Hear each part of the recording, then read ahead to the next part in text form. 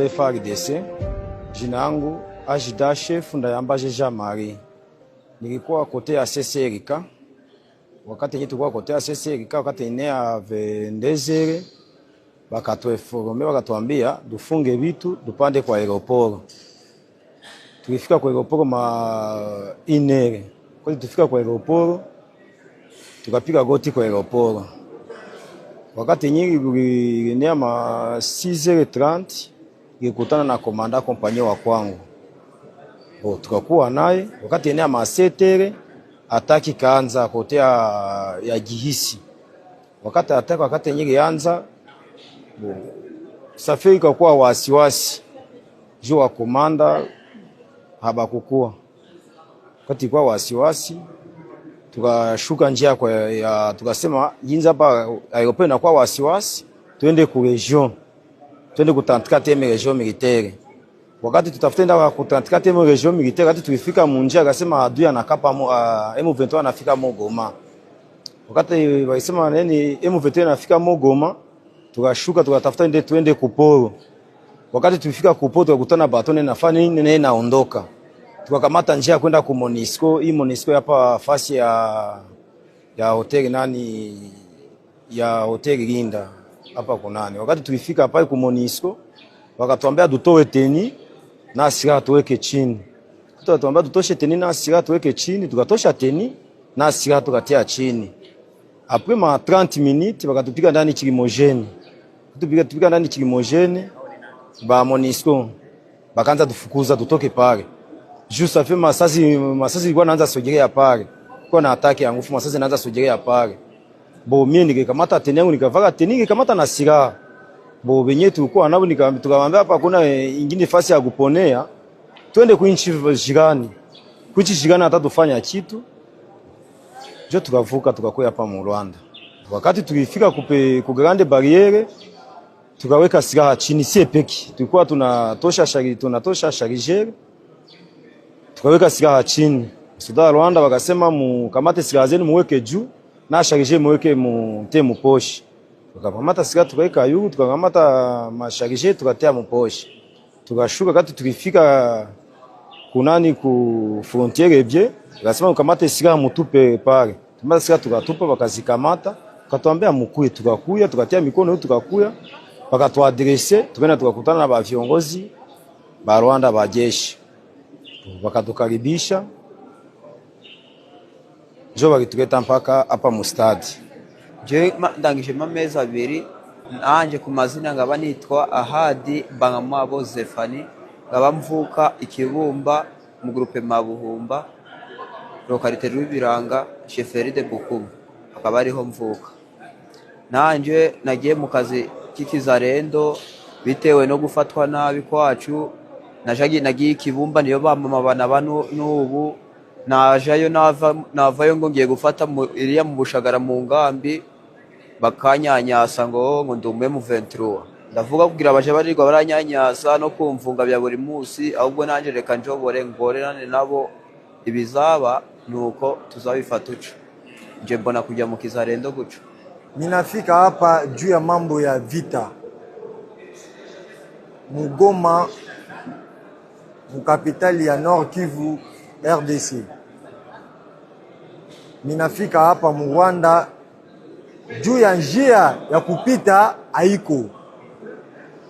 Tunaenda na barafiki yetu ku Monisco juu ya batatu kosa liaison. Tunafika ku Monisco anakatala tuingie mu bazi yake.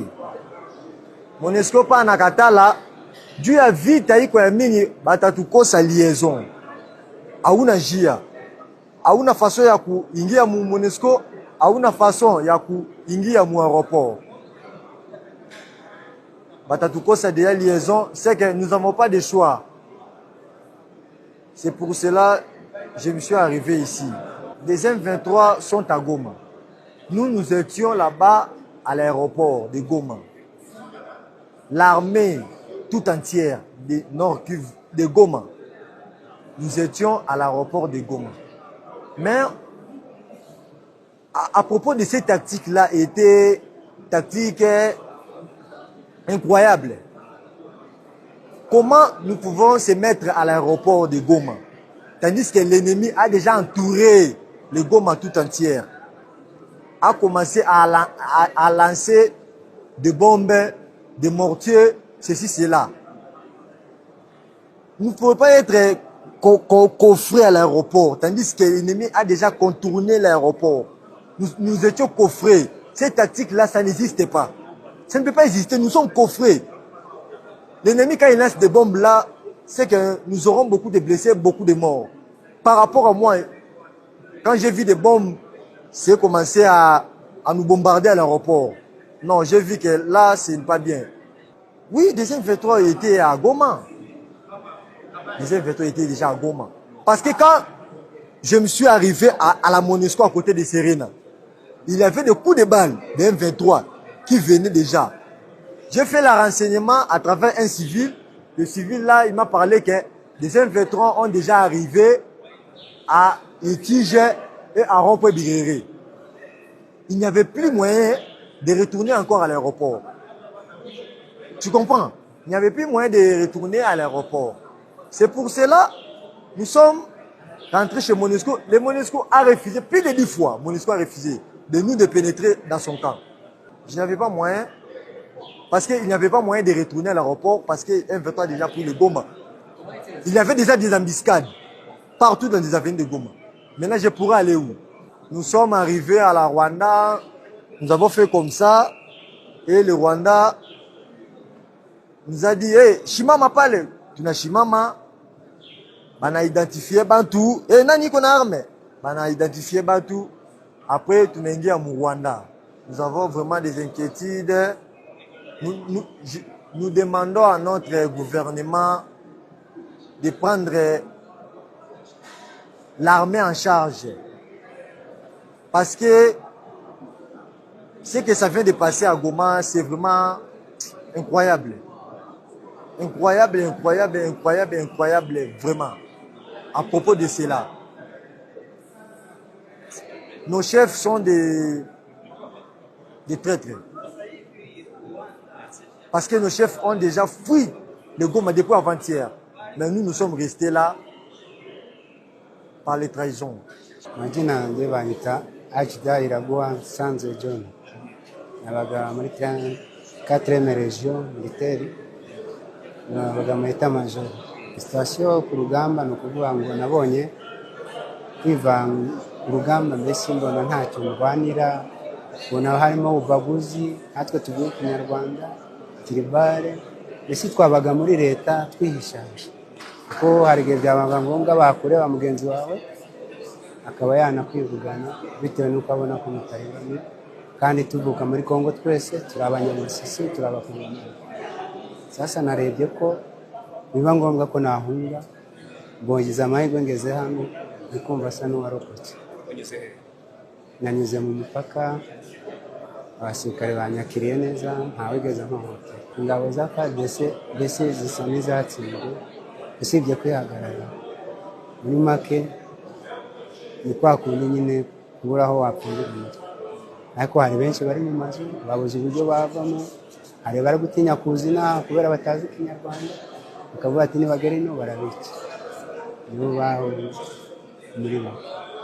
Yebanita Suretse na Gasore Ruhemba Alexis kuri 34e region militaire. Uyu munsi narangize njya ku rugamba, urugamba nicyo no twari ku rugamba twayiminaniranye tujya kuko dufite abadamu haraza Goma, bamwe dufata umwanya wo kwigira mu rugo iwacu. Aho twayiminaniranye basi byo turakabata bakasema dukuye uko. Ejo ugiye ku rugamba Jean naje kesho asubuhi mesi kwenda ku vita. Na sia tugwe etama yose adukwata ku vita. Sasa tunasikia vile Goma kamatiwa na mbona wanaanza tuatake je tukafanya nani? Situation iko pale. Situation hakuna ni masasi, hakuna nani.